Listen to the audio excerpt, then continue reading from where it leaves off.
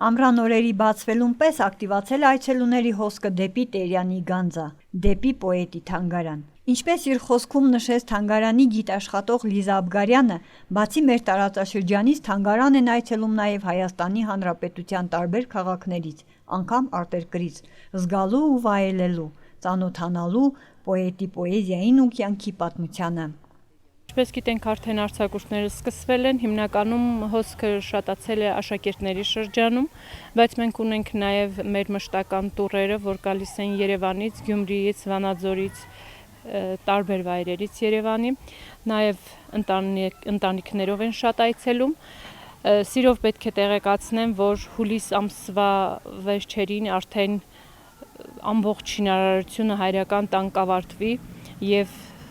Տերյանի տուն-թանգարանը իր դռները կբացի բոլոր այցելուների առջև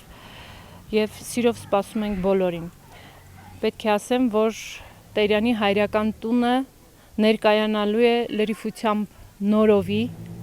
այլ հետաքրքիր ժամանակակից լուծումներով, բայց միևնույն այս ամենի հետ մեկտեղ միևնույն ժամանակ չի կորցնելու իր մեմորիալ տեսքը։ Ամեն ինչ պահպանվելու է, բայց ավելի թարմացված, ավելի գեղեցկացված եւ ավելի այսպես հետաքրքիր է ներկայացվելու։ Այնպես որ սիրով սպասում ենք բոլորին,